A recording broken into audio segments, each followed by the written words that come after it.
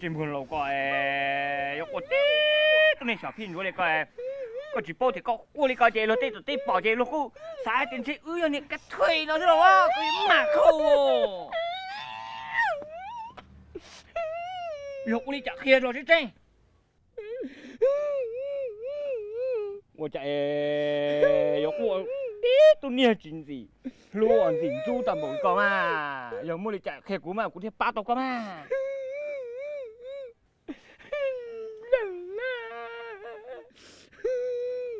Hả? Có tiền lờ? Lấy tiền mua, có tiền lờ nè? Giàu nè. Ồ, giờ anh dẫu lấy cha đâu có học qua đi từ lên con à. Nào, mà cũng xe luôn.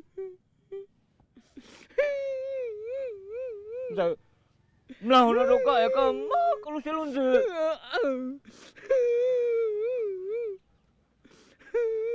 Tỏ cho con luôn rồi cha má con luôn rồi ha.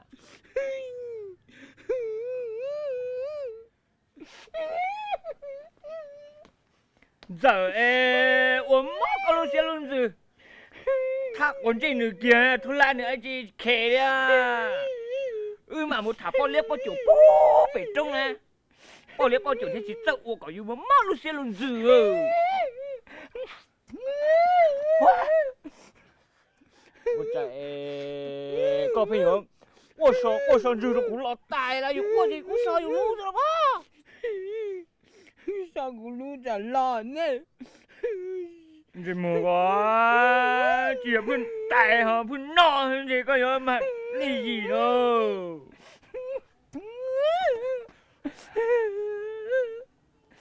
Ôi trời ơi, con tàu rồi, hai đi cha là chuyện chia đi.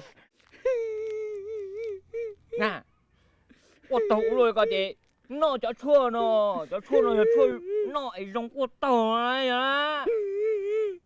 Ôi lúc hồi chạy nó tại chỉ mò lúc xe rồi. Chỉ luôn thì cho chua giống con tàu cho nó. Ôi, tệ đâu á. Chỉ tệ thì cho tao nó khua hộp pla rồi. Cho chua sẽ xíu nó mà ôi lúc xe nó mà giống cho con tàu này rồi. Nó kia mà.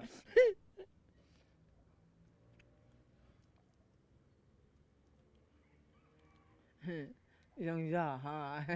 Nè. Ngẫu nhiên thì cho chua này là chua nó giống quả tàu. Đã cho. Ủa tao có nhiều lúc rồi. Chẳng chỉ tay hôm nào chẳng ác quên nè. Mới luôn gì hả? Dạ. Ok mà. Đó chỉ lúc nào phát sinh xuống nè. Tao nó đó. À.